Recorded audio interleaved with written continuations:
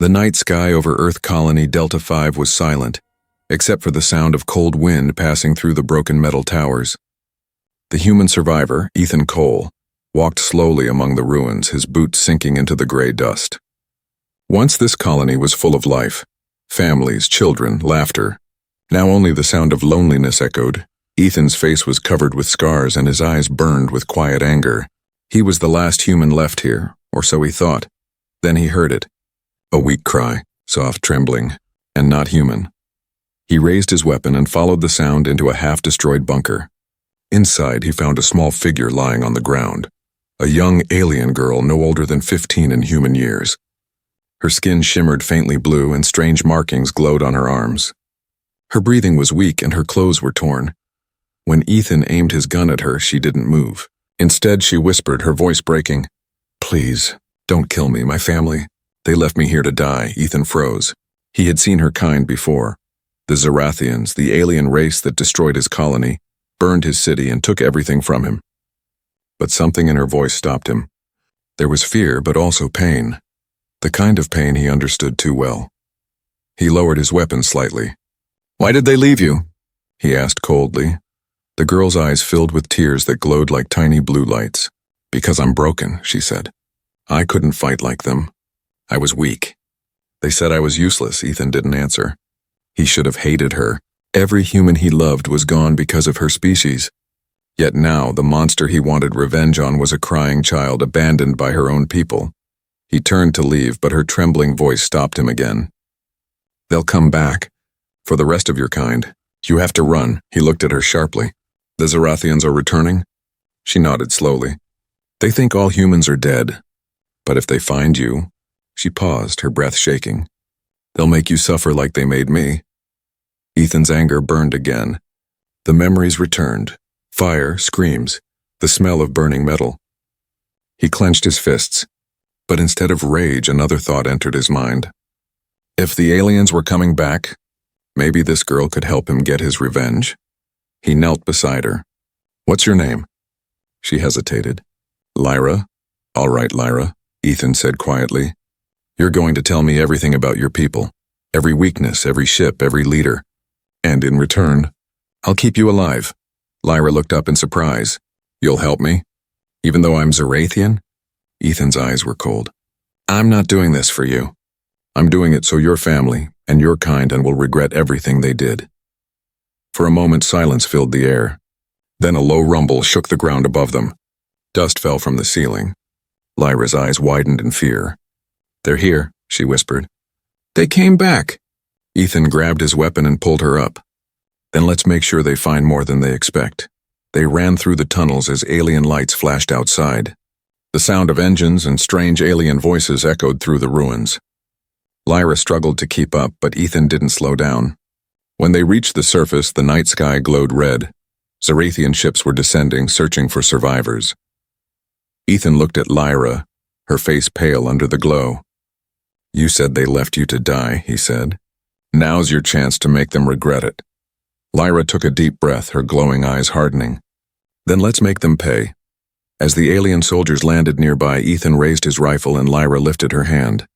Blue energy flickered between her fingers, an unstable, powerful, dangerous.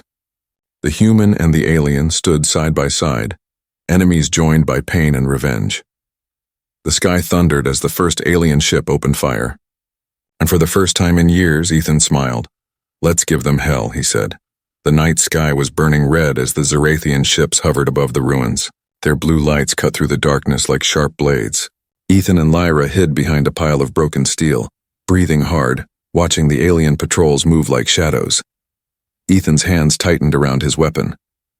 His heart pounded in his chest, but his face showed no fear, only cold focus. Lyra, still weak, leaned against the wall. Her glowing veins pulsed faster with fear. "They'll find us soon," she whispered. Ethan glanced at her. "Then we don't give them the chance." He peeked from behind the wall. There were 3 alien soldiers scanning the area. Their armor shone with the same blue energy as Lyra's veins. They were her people, but now they were her hunters. Lyra closed her eyes. "They can feel my energy. That's how they track me." Ethan turned toward her. "Can you stop it?" She shook her head. "Not completely. but maybe I can confuse them. Before Ethan could ask, she placed her glowing hand on a broken power cable nearby. Blue sparks jumped between her fingers. The air hummed, and suddenly the lights around them flickered wildly. "What did you just do?" Ethan asked. "I'm sending false signals," she said. "They'll think we're everywhere." Ethan gave a short nod. "Good, then let's make that count." He threw a piece of metal across the ruins. The sound echoed, and immediately the alien soldiers turned and fired toward the noise. While they were distracted, Ethan and Lyra moved silently toward an old transport tunnel. Inside, the air was cold and filled with dust. The tunnel went deep underground, the same place humans once used to hide from the alien invasion. The deeper they went, the darker it became, until only Lyra's faint blue light guided the way. Ethan finally spoke. "You said your family left you to die." "Why?" Lyra's voice trembled. "Because I disobeyed. They ordered me to kill human children, but I couldn't. My mother said mercy was weakness. My father said I was a disgrace. So they threw me out of the ship and left me here." Ethan was silent for a long time. He could hear her voice breaking. "So you tried to save human lives?" She nodded. "Yes, but it didn't matter. They don't forgive kindness." Ethan stopped walking. "Then maybe you're not like them." Lyra looked at him with surprise. No one, not even her own kind, had ever said that to her. For the first time, she felt something new toward a human. Trust. But their moment was broken by a sudden noise, the screech of metal behind them. Ethan raised his weapon instantly. From the shadows, a small drone flew in, glowing red. It scanned the tunnel, then beeped sharply. Lyra's face turned pale. "It's a scout." "They know we're here." Ethan fired, hitting the drone, but it was too late. The alarm had already echoed through the air. A deep rumble followed from above. "More ships, more soldiers, run!" Ethan shouted. They ran through the tunnel as explosions shook the ground. Dust and fire rained down. Lyra stumbled, and Ethan caught her arm, pulling her forward. Ahead there was an old maintenance lift. "This way," he yelled. They jumped into the lift, and Ethan hit the control switch. The metal cage creaked as it started moving upward. But halfway up, the power died. The lift stopped between two levels. Ethan cursed under his breath. "Of course." Lyra closed her eyes and placed her hand on the control panel. Sparks danced again. The lift hummed, powered by her energy. Slowly it began to move again. Ethan looked at her, amazed. "You're full of surprises," she smiled weakly. "Don't get used to it." The lift reached the top and opened into an old control room. Through a cracked window they could see the alien mothership hovering in the distance, massive, silent, and shining with blue light. Lyra's eyes widened. "That's my family's ship," she whispered. "My mother is there." Ethan stepped closer to the window. "Then that's where we go next." Lyra turned to him, shocked. "You want to attack the mothership?" "Not attack," Ethan said, his voice cold. "We're going to send them a message. The last human isn't dead yet." Lyra hesitated. Her heart pounded. Part of her still feared her family, but another part burned with anger. She looked at Ethan. "Then I'll help you. But once we're there, you might see something you're not ready for." Ethan's eyes narrowed. "Try me." Outside, lightning flashed across the red sky. The war between human and alien wasn't over. It was just beginning. The storm outside raged through the sky, turning the red clouds into fire. The alien mothership floated above the ruins like a giant ghost, silent, glowing, and watching. Inside the control room, Ethan and Lyra stood in front of the cracked window, staring at it. For a long moment, neither spoke. Only the wind howled through the broken walls. Ethan finally broke the silence. "So that's where your family is?" Lyra nodded slowly. "Yes. My mother commands that ship. She leads the Zarathian fleet." Ethan's eyes darkened. "Then she's the one who gave the order to destroy my people." Lyra looked down. "She destroyed everything. Even me." Ethan turned away, gripping his rifle.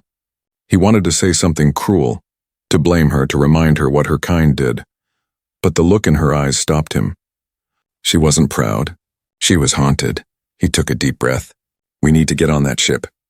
"You know a way in?" Lyra hesitated. "There's an old docking bay under the west wing. I used it to sneak out when I was small. But Ethan, if they see me, they'll kill us both." "Then we make sure they don't see us," he said. His tone was cold, determined. "I'm not leaving until your mother sees what she did." Lyra looked at him quietly. For the first time, she saw something other than hate in his eyes. A purpose. a strange kind of strength that frightened her and inspired her at the same time. The journey to the mothership. They waited until night turned to gray dawn. The wind had calmed, and the alien patrols moved slower now, scanning only the main roads. Ethan and Lyra slipped out through the tunnels and moved toward the mountain ridge, where the ship's shadow covered the ground. The mothership wasn't just metal. It was alive. Its surface pulsed like skin, glowing faintly with blue veins. Lyra placed her hand on the outer wall and the metal rippled under her touch. Ethan took a step back. "What is that?" "It responds to DNA," she whispered. "Only Zorathians can open it." The wall melted away, revealing a narrow passage. A faint hum filled the air. Ethan followed her inside, keeping his weapon ready. As they walked through the glowing corridors, Lyra's body seemed to react. The markings on her arms brightened. "The ship knows I'm here," she said softly. "It feels me. Can it talk?" Ethan asked, half serious. "In a way," she replied. "It listens. It remembers." Ethan frowned. "Then let's hope it remembers who left you to die." The chamber of echoes, they reached a wide chamber filled with strange pods. Inside them floated Zorathian soldiers sleeping in blue liquid. Machines hummed around them, keeping them alive. Ethan stared in disbelief. "So this is how your people travel," he muttered. "Like machines in a dream." Lyra nodded sadly. "They don't dream. They only wait for commands." Ethan stepped closer to one of the pods and froze. The soldier inside looked exactly like Lyra, only older and stronger. Lyra's breath caught. "That's my sister, Eris." Ethan turned to her. "She looks alive." "She is," Lyra said. "But her mind isn't hers anymore. Mother controls her through the hive link." Before Ethan could reply, a loud hum shook the room. A voice, cold, powerful, and echoing, filled the air. "Lyra, my lost child." Lyra's face went pale. The walls shimmered as a holographic figure appeared, tall, glowing, with sharp silver eyes. It was Queen Solara, Lyra's mother. "I knew you would crawl back," the queen said. "And you bring a human? How pathetic." Ethan raised his gun, but Lyra stopped him. "Don't, she's not really here, and it's a projection." Queen Solara smiled faintly. "You defied your blood once, daughter. You will not do it again." Lyra's voice trembled but stayed firm. "You left me to die, mother." The queen tilted her head. "You were weak. Mercy has no place among our kind." Ethan stepped forward. "Then maybe it's time someone showed you what mercy really means." The queen turned her gaze toward him, her eyes glowing brighter. "A human dares speak to me?" She raised her hand and the entire room pulsed with energy. Sparks filled the air. The sleeping soldiers began to stir. Lyra grabbed Ethan's arm. "We have to go now." The pods cracked open, releasing the soldiers.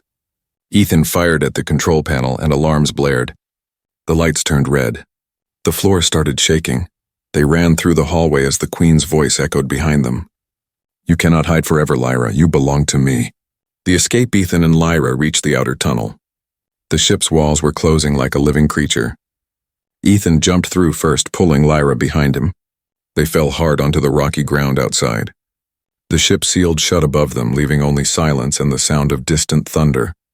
Lyra lay still for a moment, breathing heavily.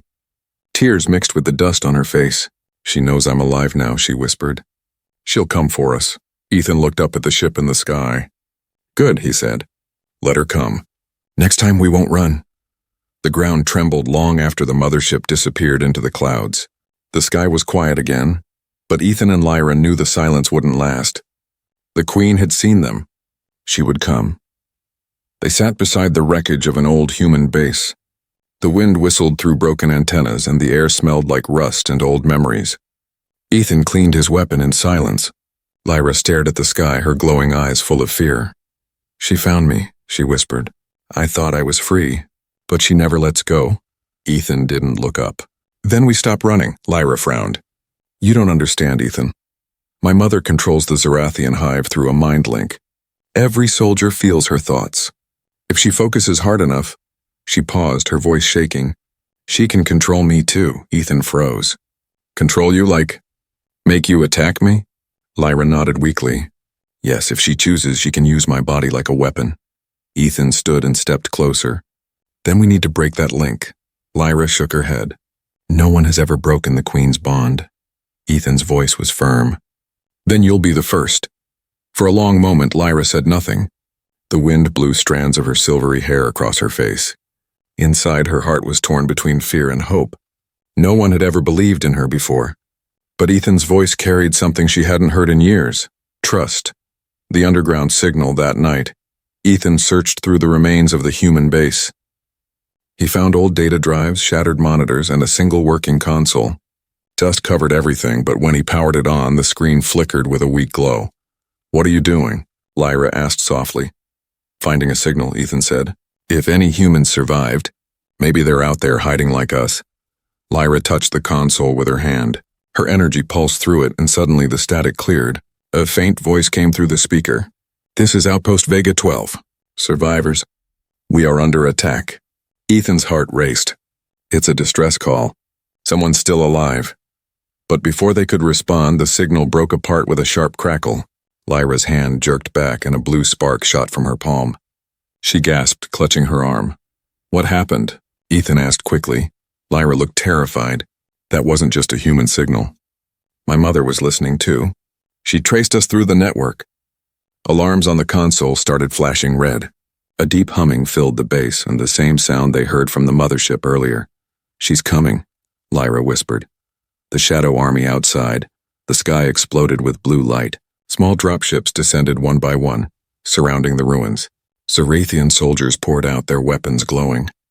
Their movements were fast, perfect, like puppets following a single mind.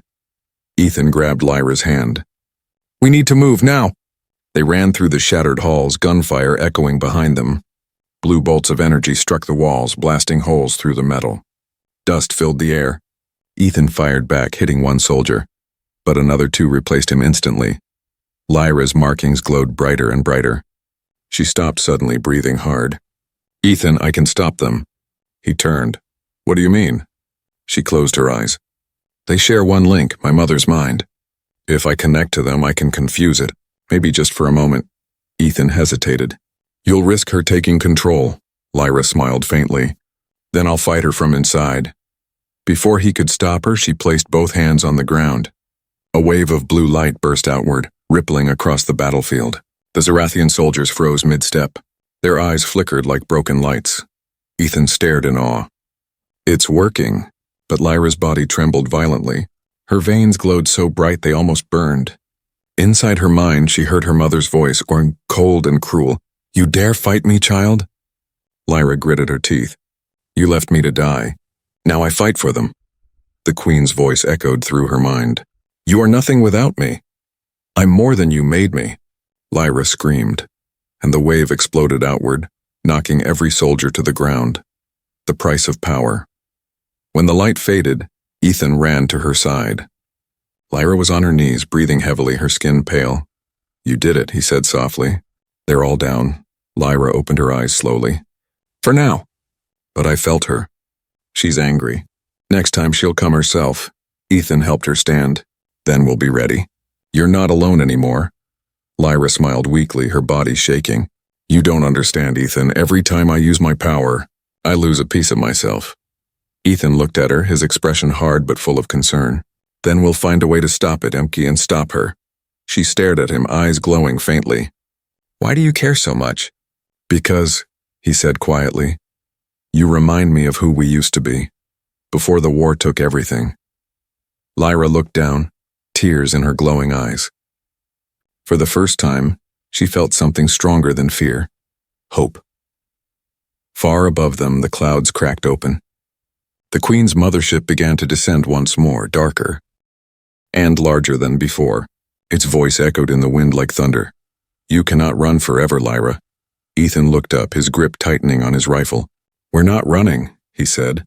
"This time, we fight." End of Part 4. Hook, the sky turned black as thunder rolled across the horizon. A storm was forming, not from nature but from the mothership above.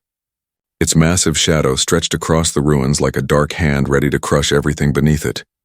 Ethan and Lyra stood side by side, staring up as lightning crackled around the alien vessel. The voice of Queen Solara echoed through the clouds, deep and cold. "You cannot fight destiny, Lyra. You are my blood." Lyra's eyes glowed brighter, fear and anger mixing in her trembling voice. "She's here herself. She never leaves the ship unless she plans to end everything. Ethan loaded his weapon, his face expressionless. Then we give her a reason to regret coming. Lyra looked at him. You can't kill her with bullets. She's not like us. She's part of the hive. If she dies, the hive collapses, and so might I. Ethan froze for a moment. What do you mean? You might die too? Lyra looked down. Because she created me with a piece of her own life force. I'm connected to her. If one dies, the other... She trailed off. Ethan clenched his jaw. Then we find another way. The arrival. The ground shook violently as the Queen's landing ship touched the earth. The metal wings unfolded and glowing blue mist poured out like smoke. From it, Queen Solara emerged, tall, radiant, and terrifying. Her armor shimmered like crystal, and her silver eyes burned with power. Dozens of Zarathian guards surrounded her, moving in perfect unison. Solara's gaze fell on Lyra. My daughter. You've caused enough trouble. Lyra took a step forward. You call me your daughter, but you left me to die. The Queen tilted her head. I gave you life. You were weak, and weakness must be erased. It was mercy to let you die quietly. Ethan aimed his rifle at her, stepping between them. You call that mercy? You destroyed my world, my people. You don't deserve to speak that word. Solara's cold smile grew. A human who thinks he can defy a queen. How quaint. She raised her hand, but a blast of blue energy shot forward. Ethan jumped aside, the ground exploding where he stood. Dust and fire filled the air. Lyra screamed, raising her hands. A bright shield of light surrounded Ethan, stopping the next blast. Sparks danced around her as her markings burned brighter. The Queen's eyes narrowed. You've learned to control your power, impressive, but every spark you use returns to me. Lyra gasped as blue veins crawled up her arms, burning painfully. She's draining me. Ethan ran to her side, helping her stay upright. Fight it, Lyra, you're stronger than she is. No. Solara's voice echoed through their minds. She is mine. The inner battle Lyra fell to her knees, clutching her head. In her mind, she saw endless darkness in the hive's mind, full of whispering voices. And in the center of it all stood her mother. Solara reached out, her voice like poison. You cannot win, my child. Come back to me and I'll end your pain. Lyra shook her head. You ended my pain when you left me to die. Solara's image darkened. Then die again. Inside the psychic storm, Lyra's power began to fade. But then she heard another voice, faint but steady, Ethan's voice. Don't let her control who you are, Lyra. You're not her weapon. The words echoed through her mind like light breaking through the dark. Lyra's eyes opened. Her tears glowed as blue light flooded her body, brighter than before. I'm not your creation, she whispered. I'm my own. Her body erupted in light, shattering the psychic connection. The Queen screamed as the hive link flickered. Energy surged outward, throwing Solara and her guards back. Ethan pulled Lyra to her feet. You did it! But Lyra shook her head weakly. Not yet. She's still too strong. The turning point. The Queen rose slowly, her armor cracked, eyes blazing. You think you can break me? Foolish child, Ethan raised his weapon again. We don't need to break you. We just need to make you afraid. Solara laughed, but for the first time her voice trembled slightly. Humans don't scare me, Ethan smirked. Not yet. He fired at a fuel tank behind her. The explosion ripped through the battlefield, flames spreading around the Queen. Her soldiers scattered. Lyra used the chaos to send a burst of energy into the Queen's chest, pushing her backward. Solara screamed in fury, retreating toward her ship. You cannot hide from me forever, Lyra. I will return, and when I do, Earth will burn again. The ship rose into the storm, vanishing into the clouds. The ground stopped shaking. Silence returned. Aftermath, Ethan and Lyra stood among the ashes. The ruins glowed faintly in the distance. Lyra fell to her knees, exhausted. Ethan knelt beside her. She'll come back, Lyra whispered. She won't stop until one of us is gone. Ethan looked at the sky. Then we prepare. We'll find her weakness together. Lyra smiled faintly through the pain. You really think a human and a half-alien girl can stop a queen? Ethan gave a small, confident grin. We already made her run once. That's a start. Lightning flashed across the clouds, lighting their faces. The storm wasn't over. It was just waiting. 3 days had passed since the Queen's retreat. The skies over the colony were strangely quiet now, almost peaceful. But Ethan knew it was only the calm before the next storm. The Queen would return. She always did. Lyra sat near the campfire, staring into the flames. Her blue eyes flickered softly, reflecting the light. She hadn't slept in days. Every time she closed her eyes, she saw her mother's face whispering inside her mind. Ethan approached, carrying an old data drive he'd scavenged from the ruins. "Found this in the base," he said. "Might tell us something about what really happened before the Zarathians came." Lyra looked up weakly. "You still think your people can save this planet?" Ethan shrugged. "Maybe not. But we deserve to know why it was destroyed." He inserted the drive into a half-broken console. The screen flickered to life, showing an old human recording, a scientist speaking hurriedly. "Project Genesis. Experimental contact with an unknown energy source. Coordinates point to deep under the Earth's crust. We believe it's not natural." The screen crackled and static filled the air. Then a final line appeared in red letters. "Zarathian origin. Human experiment gone wrong." Ethan froze. "Wait, are they saying your people came from us?" Lyra's eyes widened. "That's impossible." But as she said it, something deep in her chest began to ache. Fragments of memory flashed through her mind. Laboratories, bright lights, humans in white suits, and a child floating inside a glass chamber. She gasped. "No, I remember this place." Ethan stared at her. "What are you talking about?" Lyra pressed a trembling hand to her forehead. "My mother, she wasn't born on Zarathia. She was created here. On Earth, the hidden laboratory." The revelation hit them both like thunder. Without another word, Ethan packed his gear. "If there's any chance this is true, we need to find that lab." Lyra nodded slowly, fear and curiosity fighting inside her. "It's buried deep underground. The Queen always said it was a place of shame, a place we were never to return to." They traveled for hours across the wastelands until they reached an ancient crater surrounded by broken towers. At the center, a giant metal door lay half buried in sand and debris. The words Genesis Facility were faintly visible. "This is it," Ethan whispered. Lyra placed her glowing hand on the door. The metal came alive with blue light, unlocking with a deep rumble. Inside, the air was thick with dust and silence. Long hallways stretched into darkness, lined with shattered glass chambers and decaying machines. As they walked deeper, Lyra felt her markings glow brighter. The walls seemed to respond to her presence. "It remembers me," she murmured. Ethan scanned the room with his flashlight. "What do you mean?" She stopped in front of a large chamber with a cracked observation window. Inside was a massive containment pod, still glowing faintly after all these years. On its side, faded text read, "Subject 0, Prototype Hybrid." Lyra's breath caught. "That's my mother, the Queen's secret."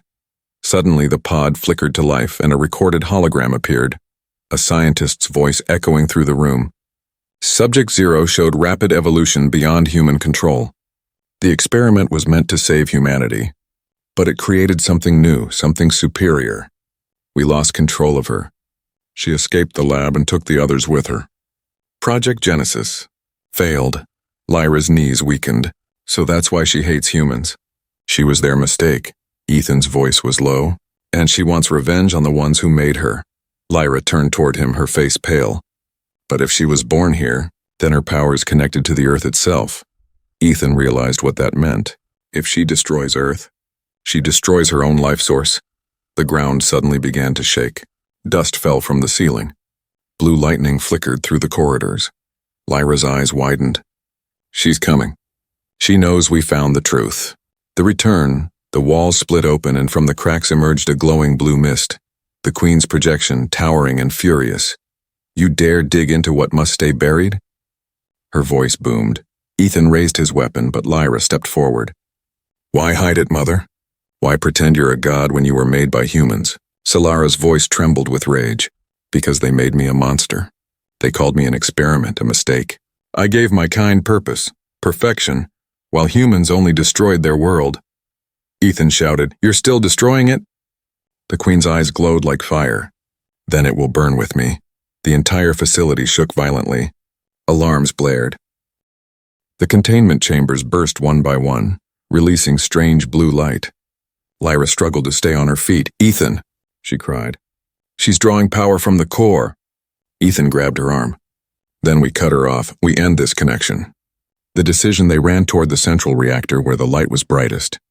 Energy pulsed like a heartbeat through the walls. At the core was a glowing sphere, the same energy that created the Zarathians. Lyra stared at it, tears in her eyes. If I destroy it, she dies, but so do I. Ethan shook his head. There has to be another way. She smiled softly. You humans always look for another way. Maybe that's why you survived this long. Ethan grabbed her hand tightly. I'm not losing you too. Lyra looked into his eyes and for a moment time stopped. Then promise me one thing. Remember that not all monsters are born evil. Some are made. Before he could stop her, she stepped forward. Into the glowing core.